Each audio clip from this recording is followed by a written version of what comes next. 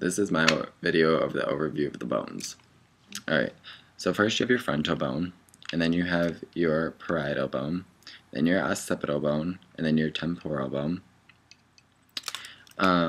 You have your coronal suture right up top, and then on the side, the middle, going down the middle is your sagittal suture, and then you have your lambdoid suture going this way, and then you have your occipitomastoid suture, and then you have your squamous suture. Right here is your zygomatic process, and then your zygomatic bone. Then you have your lacrimal fossa right in there, and lacrimal bone behind that, and then behind that is your ethmoid bone. This is your greater wing of your sphenoid bone, and then you have your nasal bone, and then inside there is your vomer, and then this is your maxilla, this is your alveolar margins, and then this is your mandible. This is your mandibular angle right here, mandibular ramus right here. Then you have your mandibular condyle right there, mandibular notch, coronoid process, and then inside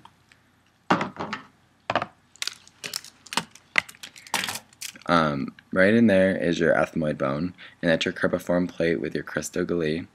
And then you have your sphenoid bone, your lesser wing and your greater wing, and then you have the hypophyseal, the sella turca. Excuse me. And then right here you have your foramen rotundum, foramen ovale, foramen lacerum, and then foramen spinosum. You have your foramen magnum right there, your jugular foramen right there, and then in there you have your hypophyseal canal.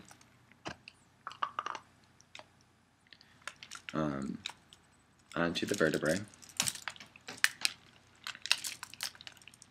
So your the first 7 is cervical, and it's C1 to C7, and then you have your thoracic, which is T1 to T12, and then you have your lumbar, which is T1 to T5, and then sacrum, which is 5 fused bones, and then your coccyx, which is 5 fused bones, and your cervical is concave, and then your thoracic is convex, and then your lumbar is concave, and then your sacrum is convex.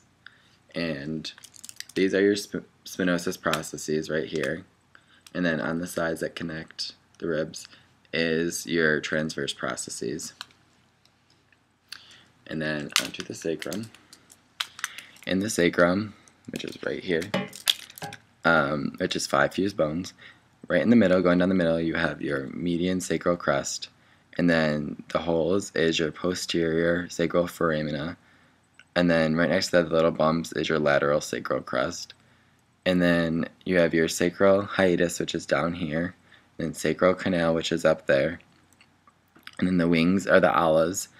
And then you have right here is your facets of superior articular process.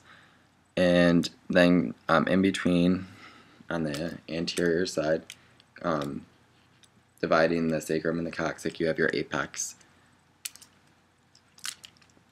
And then these are your clavicles. This is your acromioclavicular joint. And then right here is your thoracic cage. You have your jugular notch, your clavicular notch. Then you have, this is all your sternum. And you have your manubrium, which is right here. Then you have your sternal angle, which is right there. And then you have your body, which is right there.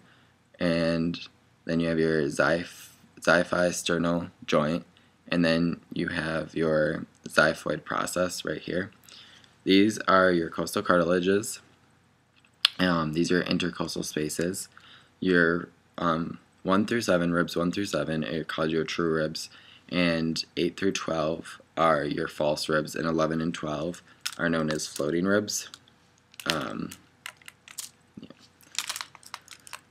Then the scapula, which is right there.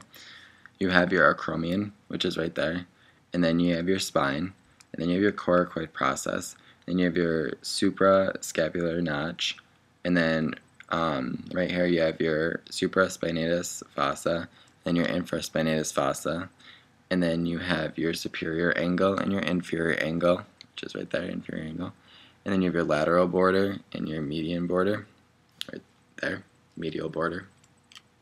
And then we're going to go on to the humerus. Alright.